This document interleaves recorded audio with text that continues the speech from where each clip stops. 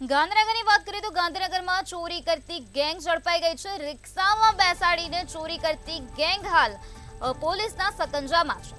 એલસીબીએ ચોરી કરતી ગેંગને ઝડપી પાડી છે। સાગરીતો સાથે મળીને દાગીનાની ચોરી કરવામાં આવતી હતી। અડાલજમાં પેટ્રોલિંગ દરમિયાન આ ગેંગ ઝડપાઈ ગઈ છે।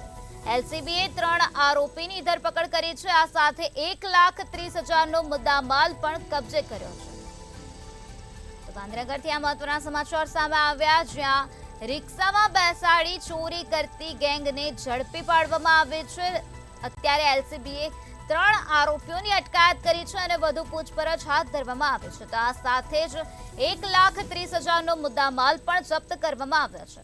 તો અડાલજમાં પેટ્રોલિંગ દરમિયાન ગેંગ ઝડપાઈ ગઈ છે। સાગરીતો સાથે મળીને આ ગેંગ દાગીનાની ચોરી કરતી હતી।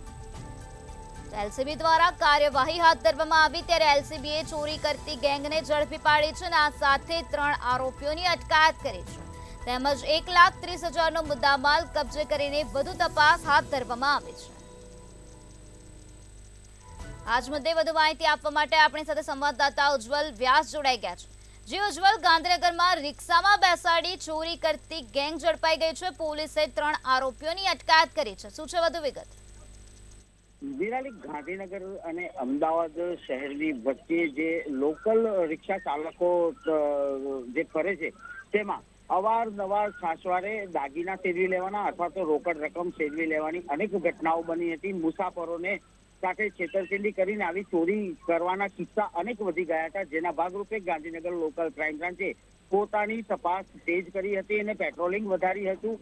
જેના અંતર્ગત ગઈકાલે અડાલજના જે લોકલ ક્રાઇમ બ્રાન્ચના કર્મચારીઓ, પોલીસ કર્મચારીઓ જે પેટ્રોલિંગ કરી રહ્યા હતા, તેમાં શંકાસ્પદ રિક્ષા મળી આવી હતી, જેની અંદર 3 વ્યક્તિઓ સવાર હતા।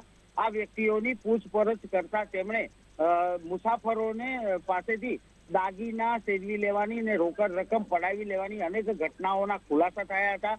પોલીસે હાલ આ 3 આરોપીઓની ધરપકડ કરી છે। રિક્ષા સહિત 1,30,000થી વધુનો મુદ્દામાલ કબજે કર્યો છે। રોકડ રકમ પણ મળી આવી છે।